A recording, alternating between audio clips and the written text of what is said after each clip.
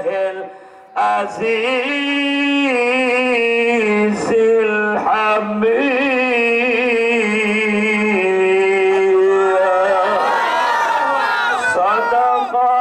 সাদাকাল্লাহুল মাওলানাল আজিম ওয়া সাদাকা রাসূলুহুন নাবিয়ুল কারীম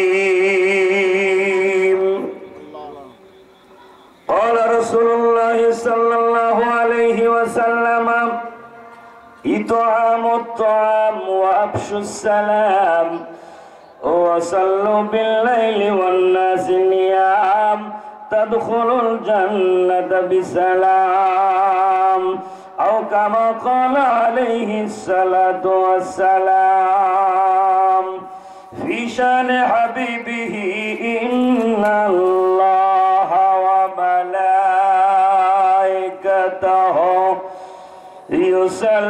يصلون على النبي يا أيها الذين آمنوا صلوا عليه وسلموا تسليما درد اللهم جري جري محمد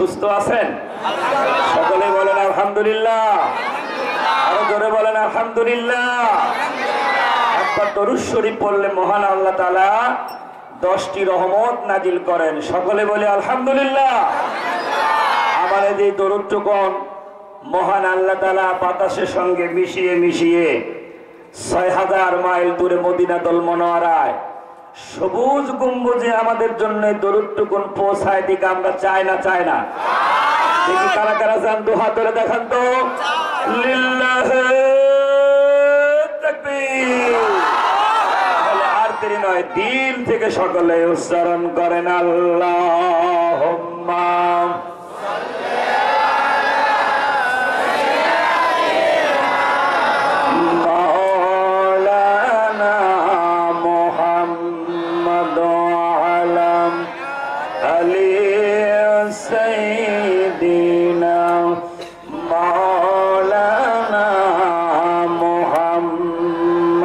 হাশরের মাঠে সেজদায় পড়িয়া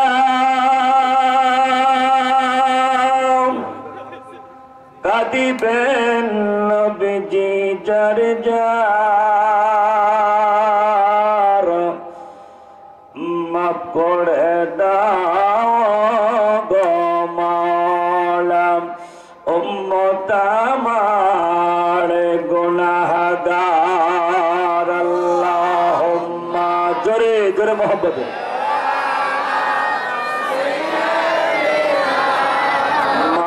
মাওলানা মুহাম্মদ ওয়া আলা আলি সাইয়্যিদিনা মাওলানা মুহাম্মদ জিকির করেন লা ইলাহা ইল্লাল্লাহ জোরে লা ইলাহা ইল্লাল্লাহ হয় না লা ইলাহা ইল্লাল্লাহ জোরে লা ইলাহা ইল্লাল্লাহ মসজিদের ওই পালকি খানা আসবে দারে দারে সবার জানা বড়ই পাতার গরম পানি শেষ গোসল দিবে তাও জানি গোসল শেষে ওই সাদা কাফনে গোসল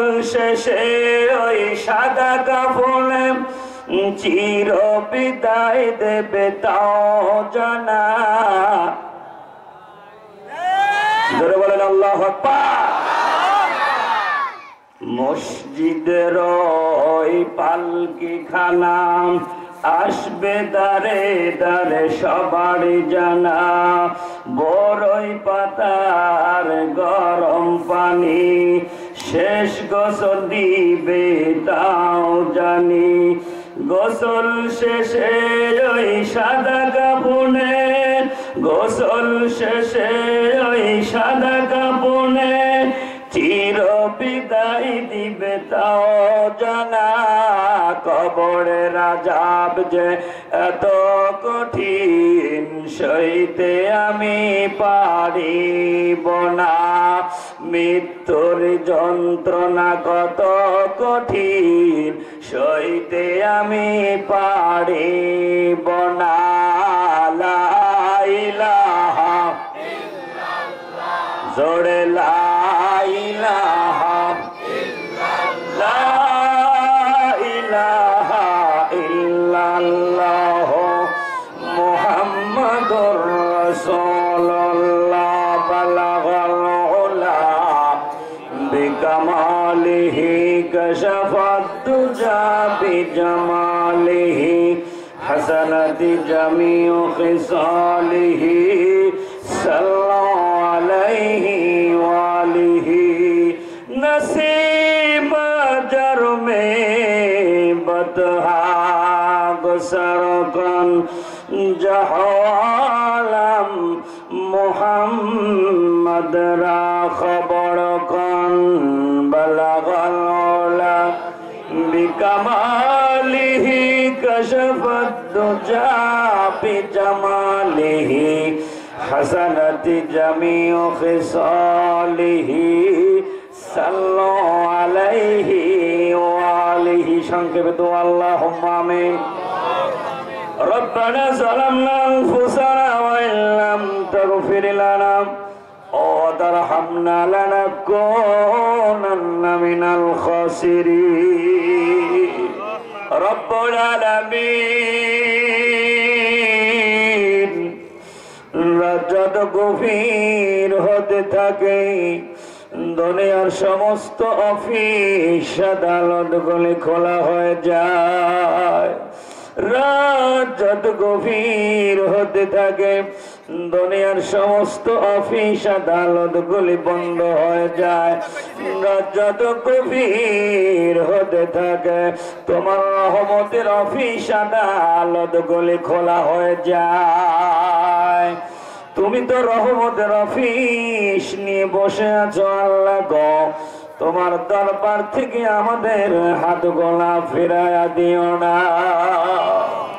রব্বুল আলামিন হাত তুলে মনে পড়ে গেল জনম দুঃখিনী মা বাপ যাদের গহীন কবরে চলে গেছে আল্লাহ গো মা বাপের কবরটা জান্নাতের টুকরায় পরিণত করে দাও এখানে আসলেই যার কথা মনে পড়ে আল্লাহ তোমার যে গোলাম যে মানুষের স্পন্দন মানুষের ভিতরে এসে চলে গিয়েছে মানুষ যাকে প্রচন্ড ভালোবাসে আল্লাহ কিছুদিন সে অসুস্থ হয়ে পড়েছিল আল্লাহ তুমি তাকে সুস্থ করেছো তোমার এই গোলামকে তুমি আরো পুরোপুরি সুস্থ করে দাও রব্বুল আলামিন ডক্টর আলাউদ্দিন সাহেব আল্লাহ তার আব্বা আমার দুইজনই দুনিয়া ছেড়ে বিদায় নিয়ে গহীন অন্ধকার খবরে চলে গেছেন আল্লাহ তুমি তাদের মাফ করে দাও কলিজা টুকরা ভাতিজা নবনির্বাচিত চেয়ারম্যান আমার খোকন ভাই আল্লাহ তিনিও আমাদের সঙ্গে হাত তুলেছেন আমার মেম্বার সাহেব হাত তুলেছেন আল্লাহ গো আমার পাশে আমার উস্তাদ হাত তুলেছে, যে দুখানা হাত তোমার পছন্দনীয় হয়ে যায়, ওই দুইখানা হাতের ওসিলায় আমাদের সকলের হাতগুলো কবুল করে নাও। আজকের এই মাহফিলকে তুমি কবুল করে নাও আল্লাহ। যার উদ্যোগে আজকের এই মাহফিল আমার ওয়াসিম ভাই কত কষ্ট করে আজকের এই মাহফিলটা তিনি সুন্দর করে সাজিয়েছে। আরে 21 বছর হলো এই মাহফিলটা হচ্ছে, বাপজানের জন্য তিনি মাহফিলের আয়োজন করে। আল্লাহ আমার ওয়াসিম ভাইয়ের আব্বার কবরটা জান্নাত করে দাও, চোখের দৃষ্টি সীমা পর্যন্ত কবরকে প্রশস্ত করে দাও। আজকের এই মাহফিলে আমরা যারা এসেছি আমরা কেউ গুনাহ নিয়ে বাড়ি যাব না, বেগুনা মাসুম হয়ে যেন আমরা যেতে পারি তৌফিক দিও। আমি গুনাহগার, জ্ঞান গরিমা আমার কিছুই নাই গো আল্লাহ। তোমার দরবারে ভিক্ষুকের মতো দুটি হাত তুলে ধরেছি আল্লাহ। তোমার দরবার থেকে আমি গুনাহগারের জন্য কিছু পাঠাও। সুবহানা রাব্বিকা রাব্বিল ইজ্জাতি আম্মা ইয়াসিফুন ওয়া সালামুন আলাল মুরসালিন আলহামদুলিল্লাহি রাব্বিল আলামিন। জিকির করেন লা ইলাহা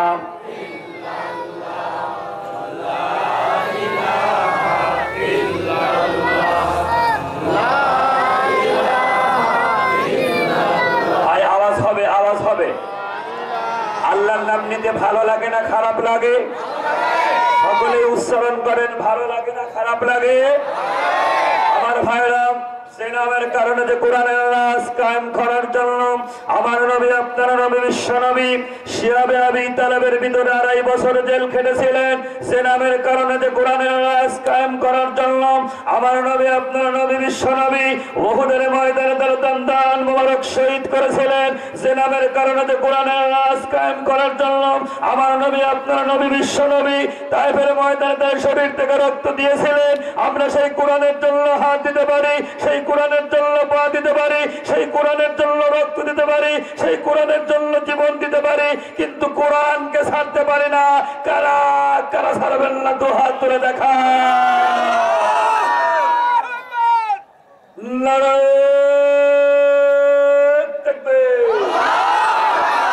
কোরআনের আলো,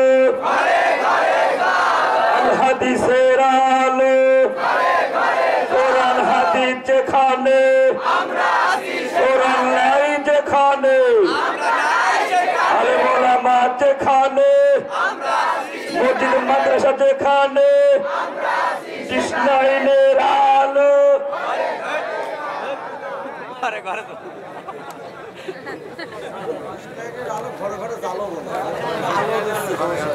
ভাই সে কিন্তু একাই জ্বলে গেছে ডিশ লাইন, কথা কয় না করে?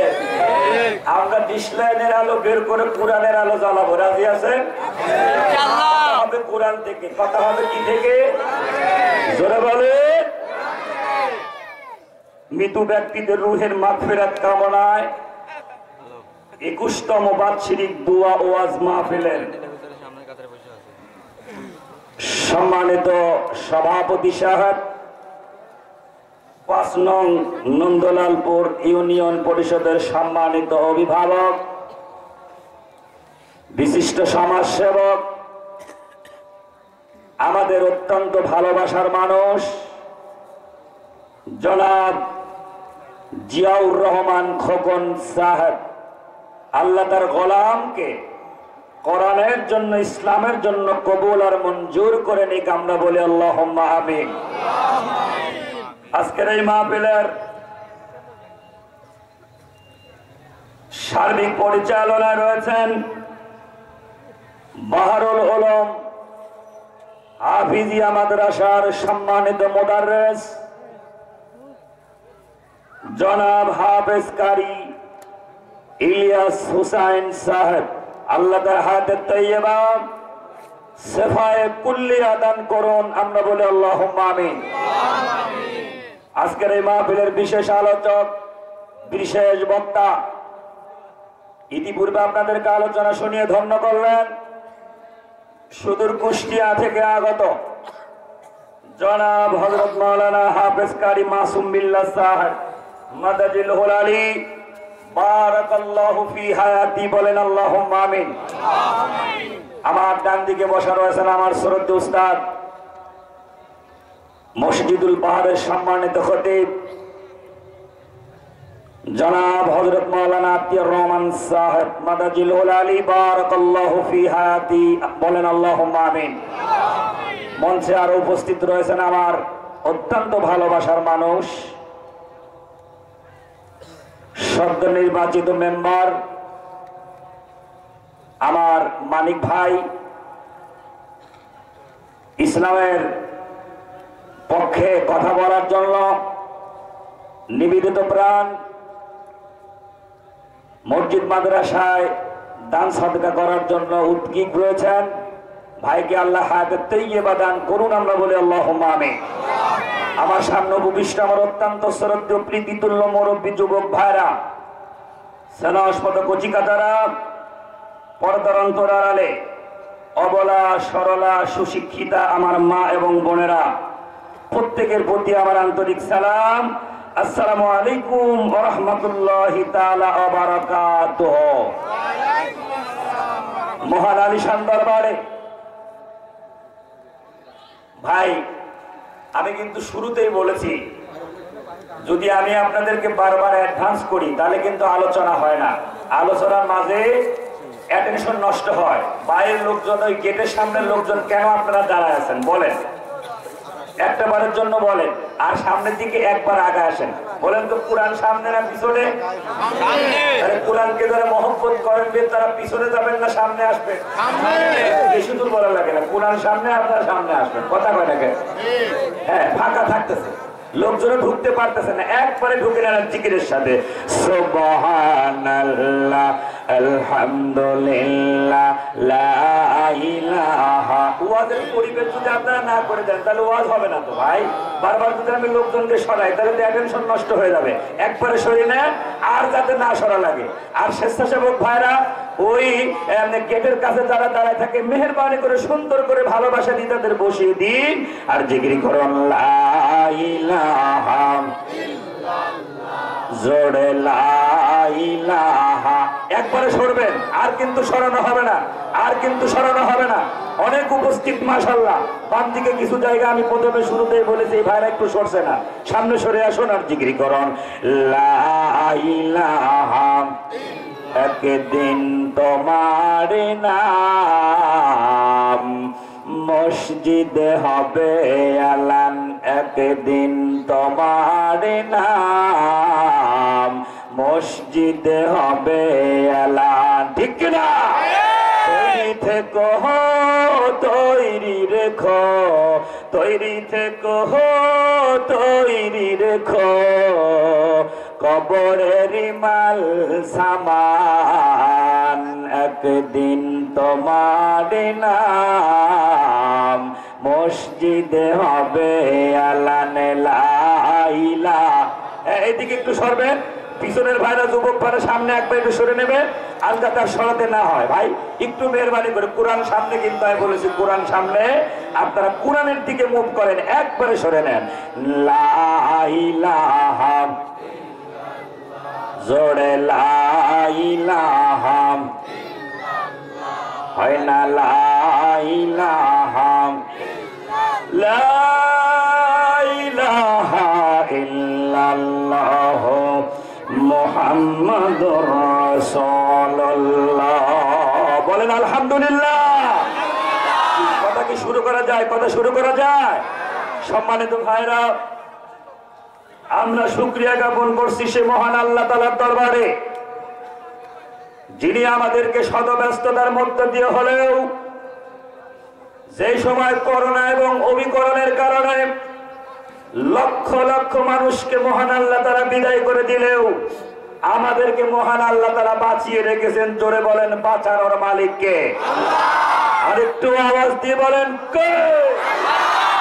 যিনি আমাদেরকে বাঁচিয়ে রেখে পৃথিবীর সবচাইতে ঐশী গ্রন্থ কোরআনুল কারীমের এই দার্সে আমাদেরকে আসার বসার দুটি কথা বলার শোনার সুযোগ যে মহান আল্লাহ তাআলা করে দিলেন, আমরা খুশি না বেজার?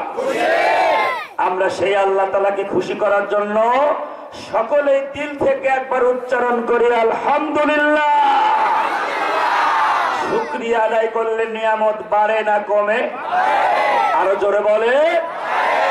মুসা নবীর জামানায় আল্লাহর নবী মুসাকে একজন বললেন যে হুজুর, আপনি আমার কথা আল্লাহর কাছে যে বলবেন তো আল্লাহ আমার তো গরিব বানাইছে কেন? কি বানাইছে কেন? গরিব বানাইছে কেন?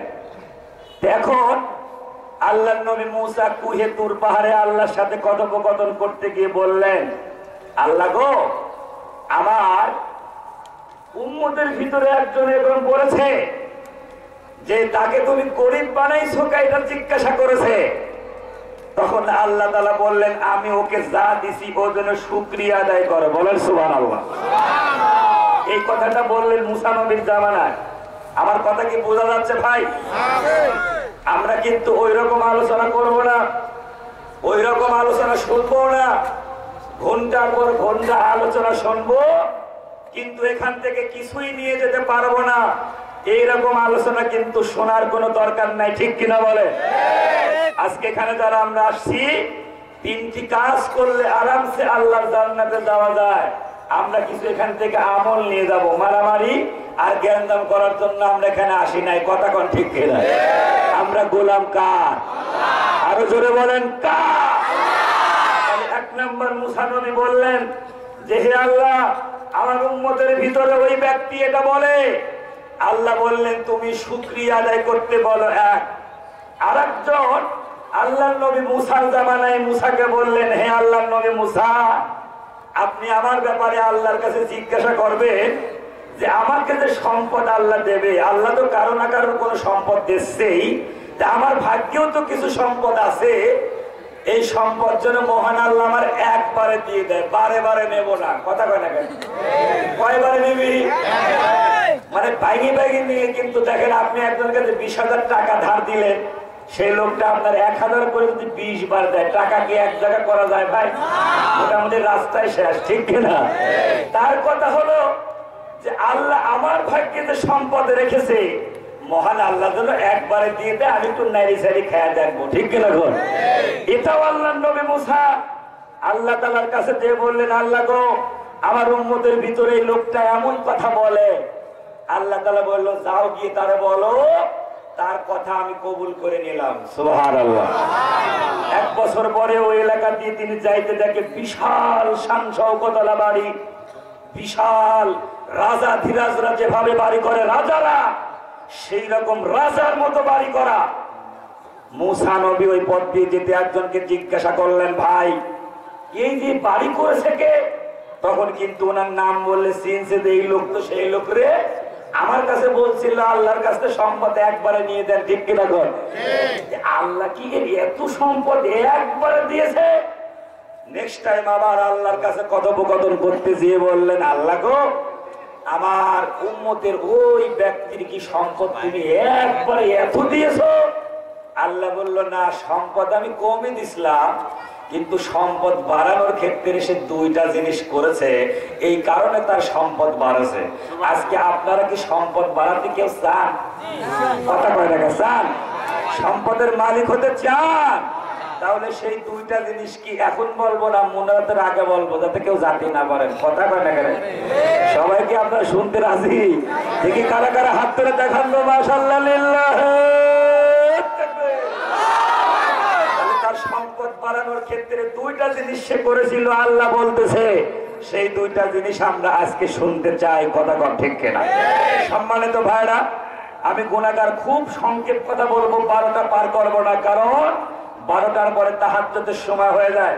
কালকে আমার প্রোগ্রাম ছিল যশোর চৌগাছা থেকে স্বরূপদা এলাকায়, সেখান থেকে আসতে আমার কুমারখালীতে ইন করতে 4টা রাত 4টা বেজে গেল। সারাদিন সারাত ঘুম নেই, তারপরও মাদ্রাসার কাজ চলছে, সেখানেও কাজ কাম করতেছি, তারপরও গুনাহগার আপনাদের সামনে উপস্থিত হয়েছি। আমার ভাইরা, খুব বেশি কথা হবে না, আমরা 12টা এক্সিট করবো না, একটি সাবজেক্ট নিয়ে আপনাদের সামনে কথা বলতে চাই। আপনারা জানেন যেখানেই গুনাহগার 2-5 মিনিট কথা বলার সুযোগ পাই, একটা সাবজেক্টে কথা বললে মনে রাখার মতো, যে আপনি সকালবেলা যে কারোর কাছে মুখস্থ বলতে পারবেন যে হুজুরের কাছ থেকে এই বিষয় নিয়ে আলোচনা আমরা শুনে এসেছি। আমার আলোচনার বিষয় হলো তারাও ঈমান এনেছিল, আমরাও ঈমান এনেছি, আর জান্নাতি মানুষগুলো কেমন ছিল, এই দুইটা পয়েন্টের উপরে আমার আজকের আলোচনা। যে তারাও ঈমান এনেছিল, আমরাও ঈমান এনেছি, তাদের ঈমান আনা আর আমাদের ঈমান আনার মধ্যে পার্থক্য কতটুকু বোঝা যাবে, আর জান্নাতি মানুষগুলো কেমন ছিল একটু বোঝার দরকার। জোরে বলেন আছে না নাই? আর জোরে বলেন আছে না নাই? আমার ভাইরা খেয়াল করুন, এই কোরআনের মাহফিলে আমরা এসেছি, এই কোরআনের মাহফিলের কত মর্যাদা আপনি খেয়াল করুন। এই কোরআনের মাহফিলের আলোচনার আওয়াজ মাইকের যত দূর পর্যন্ত যাচ্ছে, যাদের কর্ণকুহরে পৌঁছাচ্ছে, এই মাহফিলে আসার কর্তব্য কিন্তু তাদের রয়েছে। হাদিসে কুদসির ভিতরে আমার ভাইয়ের একখানা হাদিস রয়েছে। এই কোরআনের মাহফিলের কত মর্যাদা আপনি খেয়াল করুন। আমি আপনি না দেখতে পারলেও আল্লাহর ফেরেশতারা এই মাহফিলটা ঘিরে কিন্তু সুন্দরভাবে তারা দাঁড়িয়ে গিয়েছে। কোরআনের মাহফিল যত সময় পর্যন্ত হবে, এই কোরআনের মাহফিলে তারা দাঁড়িয়ে দাঁড়িয়ে কোরআন শুনবে এবং পাহারা দেবে। এইবার মহান আল্লাহ তাআলা তাদেরকে জিজ্ঞাসা করবে, এত সময় ধরে তোমরা কোথায় ছিলে বলো? আল্লাহ কিন্তু জানেন, তারপরেও জিজ্ঞাসা করবে।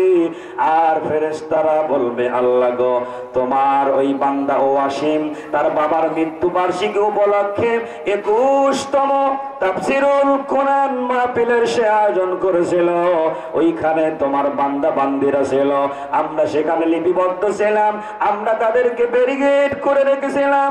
এইবার মহান আল্লাহ তাআলা ফেরেশতাদেরকে জিজ্ঞাসা করবে, ও ফেরেশতারা, ওই এলাকায় তো হাজার হাজার মানুষ ছিল, কিন্তু তাদের ভিতর থেকে কোটি মানুষগুলো তারা কেন, কিসের জন্য গেল? আমি আল্লাহকে কি তারা কোনোদিন দেখেছে কিনা? আমরা কি আল্লাহর দেখেছি? আরো আওয়াজ দিয়ে বলেন, দেখেছি। ফেরেশতারা তখন বলবে, না না, তোমার জাতের কসম করে বলে আল্লাহ গো, তুমি মওলারে কোনোদিন তারা দেখে নাই, কিন্তু তারপরেও তারা কেন গেল রে ফেরেশতা? আমি যে তাদের জন্য জাহান্নাম তৈরি করে রেখেছি, এটাও কি তারা নিজের চোখে দেখেছে কিনা? এইবার ফেরেশতারা বলবে, না না না, তোমার জাতের কসম, না, তারা কোনোদিন জাহান্নাম দেখে নাই। আমরা কি জাহান্নাম দেখেছি? আরে জোরে বলেন, দেখেছি। কিন্তু জাহান্নামের ভয় আছে না নাই? জোরে বলেন, জান্নাত আছে না নাই? জাহান্নাম আছে না নাই? আখিরাত আছে না নাই? এগুলো বিশ্বাস করার নাম কিন্তু ঈমান। জাহান্নাম তারা কোনোদিন নিজের চোখে দেখে নাই। আমার আল্লাহ তাআলা তখন বলবে, যা ফেরেশতারা, যা যা, তাড়াতাড়ি করে যা, ওই যে আমার বান্দা বান্দিগুলা কোরআনের মাহফিল তারা শুনতে আসলো, আমি মাওলারে না দেখে জাহান্নাম যে তাদের জন্য তৈরি করেছি না দেখে তা ভয় অন্তরে নিয়ে তারা গেল। আমি রব্বুল আলামিন ও ফেরেশতারা ঘোষণা দিয়ে দিলাম, কিয়ামতের দিন, যেদিন কেউ কারোর পরিচয় দেবে না, স্ত্রী স্বামীর পরিচয় দেবে না, স্বামী স্ত্রীর পরিচয় দেবে না, সন্তান পিতার ভুলে যাবে, পিতা সন্তানের ভুলে যাবে, বন্ধু বান্ধব আত্মীয় স্বজন সবাই সেদিন পর হয়ে যাবে। ওই দিনে আমি রব্বুল আলামিন তাদেরকে জাহান্নামের আগুনে পোড়াবো না, আমি আল্লাহ তাদের জন্য জান্নাত দিয়ে দিলাম। কোরআনের মাহফিলে আসলে লাভ আছে না নাই? জোরে বলেন, আছে না নাই? মাহফিলে আসছি, আমরা সফল হতে চাই। মহান আল্লাহ কোরআনুল কারীমের ভিতরে বললেন, আল্লাযীনা ইউমিনুনা বিল গায়বি ওয়া yuqimuনাস সালাতা ওয়া মিম্মা রাযাকনাহুম ইউনফিকুন ওয়াল্লাযীনা ইউমিনুনা বিমা উনজিলা ইলাইকা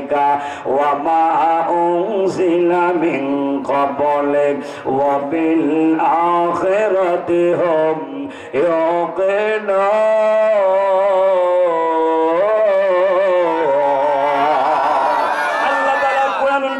ঐতিহ্যবাহী সুনাম সবচেয়ে বড় সূরার নাম হলো সূরাতুল বাকারা।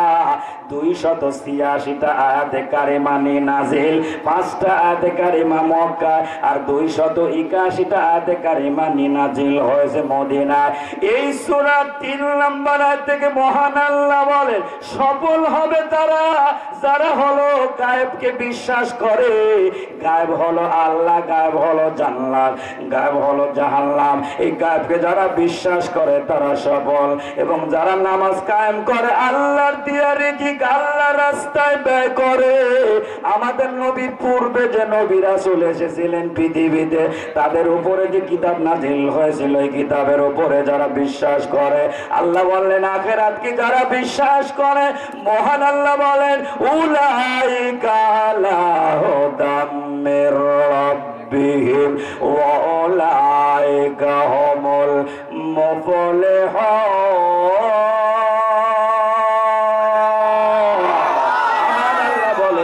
সফল কাম। জোরে জোরে বলেন আল্লাহু আকবার। কিন্তু মহান আল্লাহ তাআলা বলেন ইয়াউমা নাহশুরুল মুত্তাকিনা ইলার রাহমানি ওয়াফদা ওয়া নাসুকুল মুজরিমিনা ইলা জাহান্নামা ওয়ারিদা। আল্লাহ তাআলা রহমানের দরবারে মুত্তাকিনদেরকে মহান আল্লাহ তাআলা রহমানের দরবারে মেহমানের মতো উপস্থিত করবে। কিন্তু যারা পাপিষ্ঠ, দুনিয়াতে আল্লাহর হুকুমের বিরুদ্ধচারণ করেছে, তাদেরকে মহান আল্লাহ তাআলা তেরে তেরে তেরে তেরে জাহান্নামের মধ্যে নিয়ে যাবে। জাহান্নামের কঠিন আযাব তাফসীরের কিতাবের ভিতরে এসেছে। ও বন্ধু, জাহান্নাম থেকে যদি কোনো মানুষ পৃথিবীতে আসে, জাহান্নামের আগুনের এত তীব্রতা যে জাহান্নাম খেটে দুনিয়ায় যদি কেউ আসে, দুনিয়ার সমস্ত আগুনকে যদি এক জায়গা করে ওনাকে এই আগুনের মধ্যে ফেলে দেওয়া হয়, সে মনে করবে এই আগুনই না, কোনো আগুনই তার কাছে মনে হবে না। বলেন আল্লাহু আকবার। সেই কঠিন জাহান্নাম থেকে মুক্তির জন্য, সেই কঠিন জাহান্নামের আযাব থেকে মুক্তির জন্য আমাদেরকে ফিরে আসতে হবে কোরআনের কাছে। জোরে বলেন কিসের কাছে? কোরআন এমন একটা গ্রন্থ যেটা কোনোদিন জীর্ণ হবে না, শীর্ণ হবে না, পুরাতন হবে না। বিজ্ঞানের সুসমশাল, গোটা পৃথিবীর মানুষের হেদায়েতের একখানা কিতাব। এই কিতাবকে যারা মানবে, কিতাবকে যারা অনুসরণ করবে, আমার আল্লাহ তাআলা তাদের হেদায়েতের রাস্তা দিয়ে দেবে। জোরে বলেন আল্লাহু আকবার। ও বন্ধু, খেয়াল করেন, সকলে কিন্তু হেদায়েত পাবে না। জোরে বলেন হেদায়েতের মালিক কে? তুরস্কের ইস্তাম্বুলে, ও বন্ধু খেয়াল করেন, এক রোমানিয়ান পরিবার খ্রিস্টান, ওনারা একটা সফরে গেলেন, একটা পাহাড় পরিদর্শন করতে গেলেন। কিন্তু পাহাড়টা ছিল বরফের পাহাড়। সন্ধ্যাবেলায় ওই পাহাড়ের ভিতরে আমার ভাইরা ঢুকেই কিন্তু তারা আর পথ খুঁজে পেল না, কোনো পথ দিয়ে আর বেরোতে পারতেছে না। কিন্তু দূরে তাকিয়ে দেখে টিম টিম করা একটা আলো, ওই আলোটা থেকে সামনের দিকে তিনি আগাতে থাকলেন পরিবারটা। কিন্তু আগানোর কারণে যেখানে যে সেই টিম টিম করা বাতিটা দেখলেন, আহারে ওই পর্যন্ত যাওয়ার পরে দেখতে পেলেন একটা ঘর, ওই ঘরে একটা মুসলিম পরিবার আমার ভাইরা রয়েছে। এইবার খ্রিস্টান রোমানিয়ান পরিবারের যিনি প্রধান ছিল, তিনি ওই মুসলিম পরিবারের প্রধানকে ডেকে বললেন, ভাই গো, আমরা সফরে এসেছিলাম কিন্তু পথ হারিয়ে ফেলেছি, এখন আমরা যেতে পারছি না, কোন হোটেলের সন্ধান কে আছে?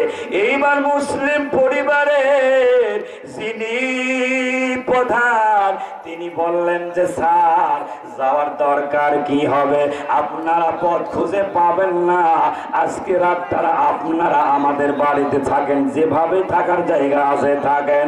মুসলিম পরিবারের প্রধান যিনি ছিলেন এই রোমানিয়ার পরিবারের সবাইকে খাওয়ালেন, আর যেভাবে আদর আপ্যায়ন করার দরকার তিনি করলেন।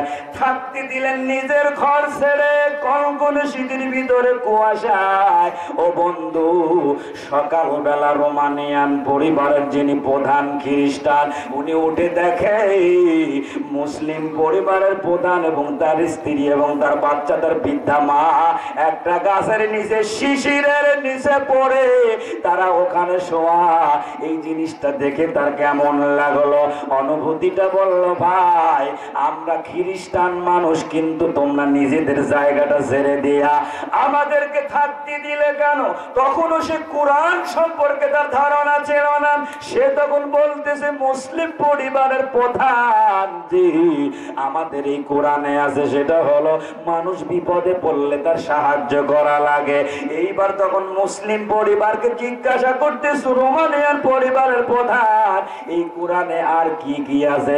এইবার সে বলতেছেন যে ভাই আমি অত লেখাপড়া জানি না, এই জন্য আমি খুব বেশি কিছু বলতে পারবো না, কিন্তু কোরআনে আছে এই কথাটা বলার পরে ওই রোমানিয়ান পরিবারের যিনি প্রধান তার ভিতরে একটা কিউরিসিটি জেগে গেছে, সেটা হলো তাহলে কোরআনটাকে আগে কিনে কোরআনটাকে আমার আগে পড়া লাগবে। আল্লাহু আকবার।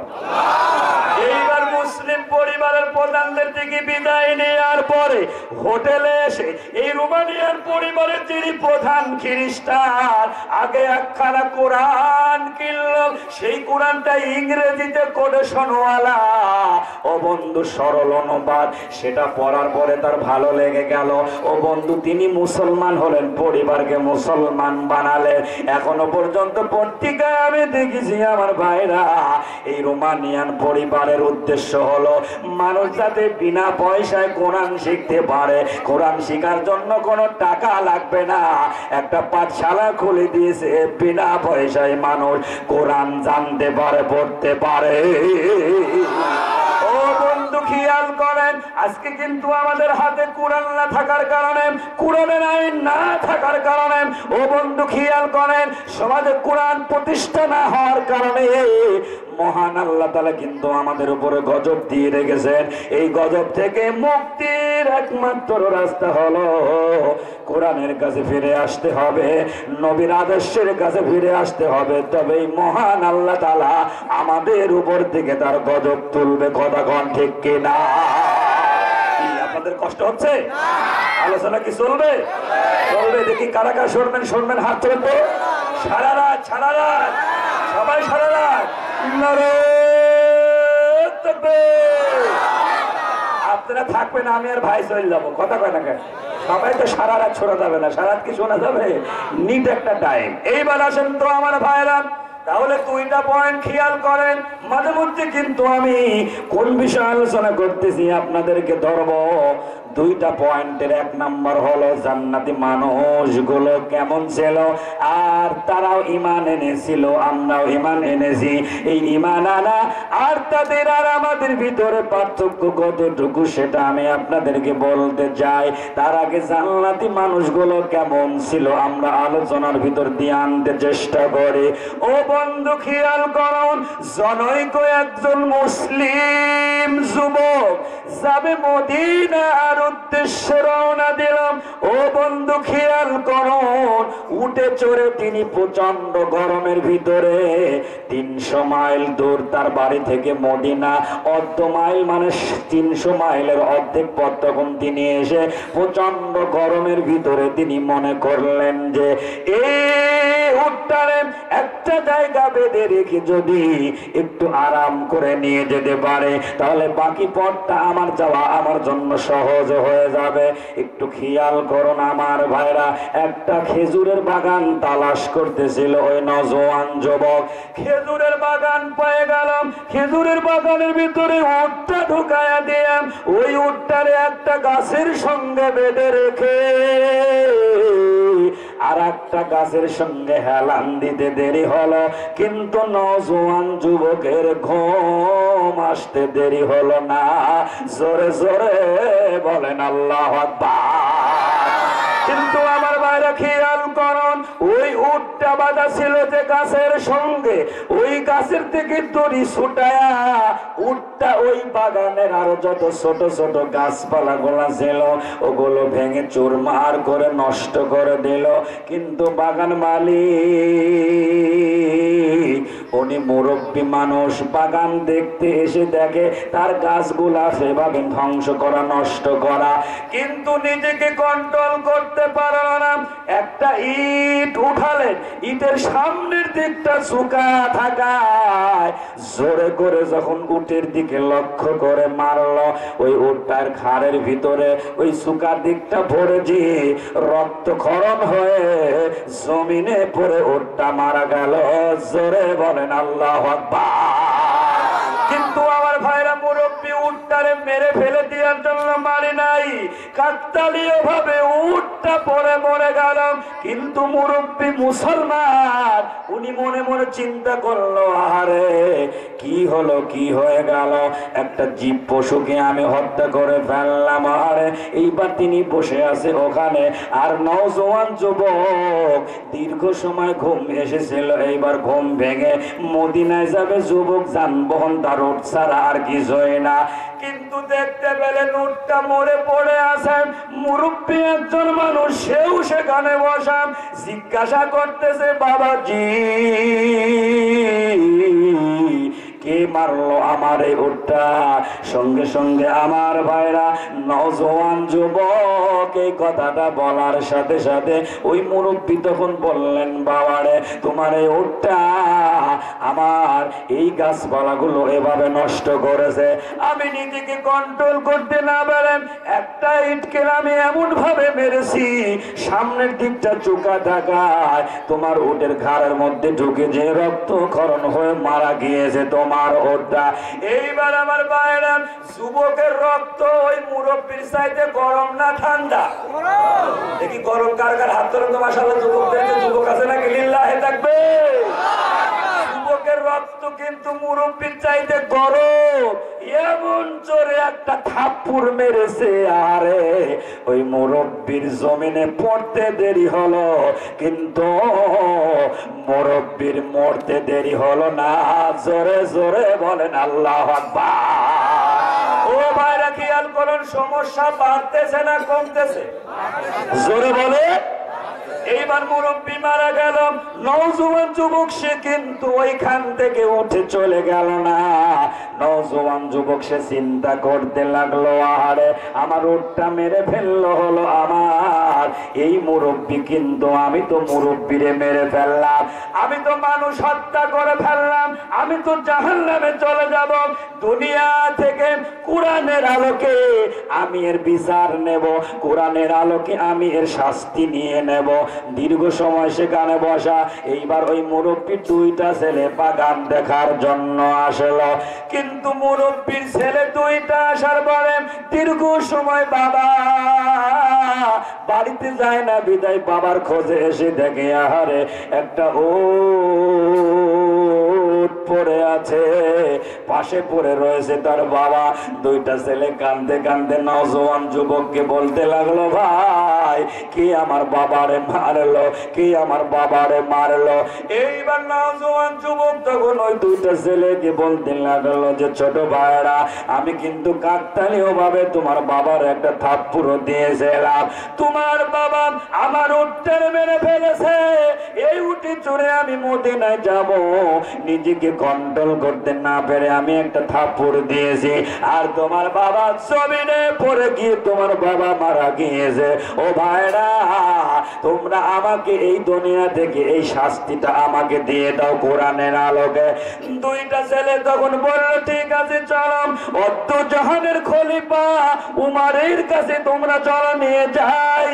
সঙ্গে সঙ্গে উমারের কাছে যখন নিয়ে যাওয়া হলো, পবিত্র কোরআনুল কারিমের আয়াতে কারিমা তখন আমার ভাইরা ওমর তেলাওয়াত করতে লাগলেন, ওয়া কাতাবনা আলাইহিম فيها أن النفس بالنفس والعين بالعين والأنف بالأنف والأذن بالأذن والسن بالسن والجروح قصاص فمن تصدق به فهو كفارة له ومن لم يحكم بما أنزل الله فأولئك هم الظالمون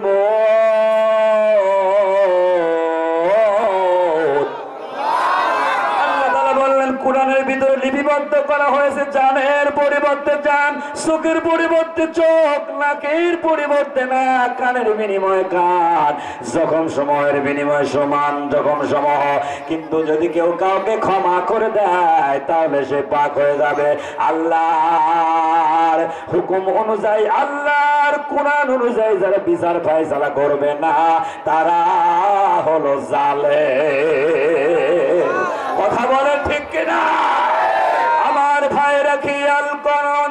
এইবার হযরতে উমর বলতে লাগলো, নওজোয়ান তোমার উট মেরে ফেলেছিল এই দুইটা ছেলের বাবা, কিন্তু তুমি ইচ্ছা করলে একটা উট নিয়ে নিতে পারতে, তোমার কিন্তু তা পরিশোধ হয়ে যেত। কিন্তু তুমি তার বাবারে মেরেছো, এর পরিবর্তে কিন্তু তোমার ফাঁসির মঞ্চে ঝোলা লাগবে, জানের পরিবর্তে জান। কিন্তু নওজোয়ান যুবক তুমি বলো তোমার কোনো অপিনিয়ন আছে কিনা? তোমার মৃত্যুর আগে তোমার কোনো চাওয়া পাওয়া আছে কিনা? এইবার নওজোয়ান যুবক চিন্তা করে বলল, হুজুর আমার একটা দাবি, সেটা হলো এক ইহুদি আমার কাছে কিছু টাকা পায়, এই টাকাটা যদি আমি না দিয়ে ফাঁসির মঞ্চে ঝোলে, এই টাকাটা আমি তার সাথে ব্যবসা করি, আমার স্ত্রী জানে না, আমার পিতা মাতা জানে না, আত্মীয় স্বজন কেউ জানে না, যদি আমি এই টাকাটা ফেরত না দিতে পারি সারা জীবন জিন্দেগি এই ইহুদি মুসলমানের গালি দেবে, আমি তা সহ্য করব না। আমার একটাই অনুরোধ হলো, আমার 1 মাসের সময় আপনি দিয়ে দেবেন। জোরে বলেন কয় মাস? আরো জোরে বলেন। ফাঁসির মঞ্চের আসামির কি 1 মাস সময় দেওয়া হয়? তাড়াতাড়ি রাতের অন্ধকারে মারতে পারলে ভালো। কথা কয় না কেন?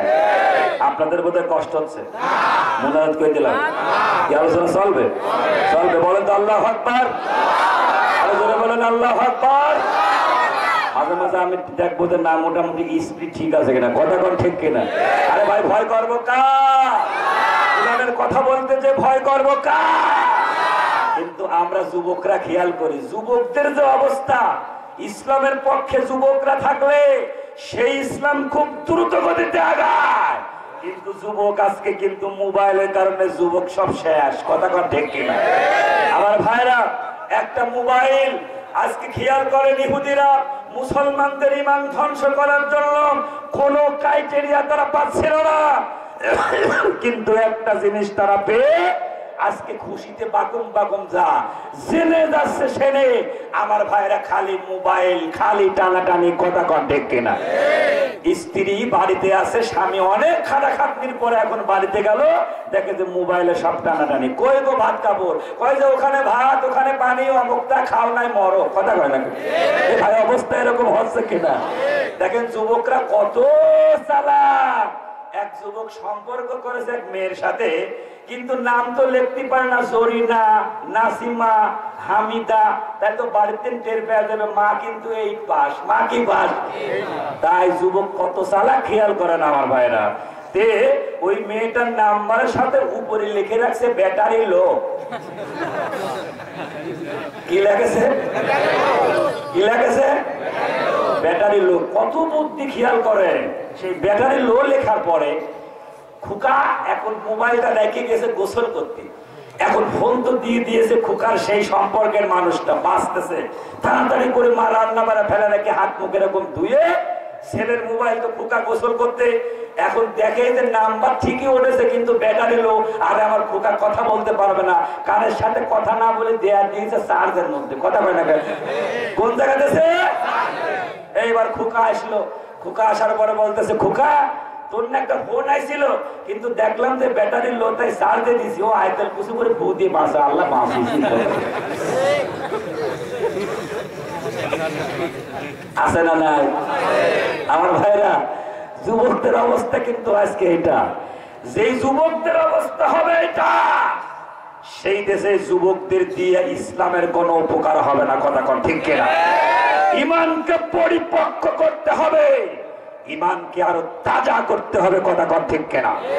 আমার বন্ধুগণ খেয়াল করুন তাহলে,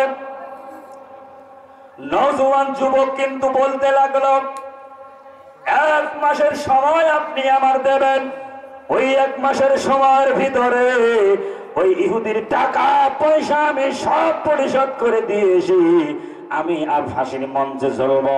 এইবার আমার ভাইরা, অদ্দজানের খলিফা ওমর বলতে লাগলো যে না, তা হয় না, তোমার সঙ্গে লোক পাঠাবো, তাও কিন্তু সেই রকম লোক আমার কাছে নাই। যুদ্ধের ময়দানে বিভিন্ন জায়গায় তারা আটকে রয়েছে, আবার অল্প সংখ্যক কিছু লোক দিলে তুমি তাদেরকে মেরে ফেলতে পারো। এইবার আমার ভাইরা নওজোয়ান যুবককে বললো, সুযোগ দিল হযরত উমর, এই মদিনায় কি তোমার এমন কেউ আছে বলো যে তোমার জামিনদার হবে? তোমাকে আমরা 1 মাসের জন্য ছেড়ে দেব, কিন্তু তোমার জামিনদারের জন্য একজনকে রাখা লাগবে। এইবার নওজোয়ান যুবককে এই কথাটা বলার পরে নওজোয়ান যুবক তখন কাঁদতে কাঁদতে বলতে লাগলো, আহারে, এই মদিনায় যদি আমার মা থাকতো, আমার বাবা থাকতো, যদি আমার আত্মীয় স্বজন থাকতো, তাহলে কিন্তু তারা এই জামিনদার হতে পারলেন, আমি অর্থ করে দিয়ে আমার ঋণটা পরিশোধ করে দিয়া আমি সঠিকভাবে আমার মৃত্যুতে আমি শরীক হতে পারতাম। কিন্তু নওজোয়ান যুবককে দেখে বলতে লাগলো, হুজুর না না, এই মদিনাতে আমার কোনো ভাই বিরাদার আত্মীয় স্বজন, আমার কোনো জামিনদার নাই, আপনি আমার ফাঁসির মঞ্চে আপনি ফাঁসি দিতে পারেন। এইবার হযরত ওমর ঘোষণা করে দিলেন, যাও, এই নওজোয়ান যুবকের ফাঁসির মঞ্চ তোমরা তৈরি করো।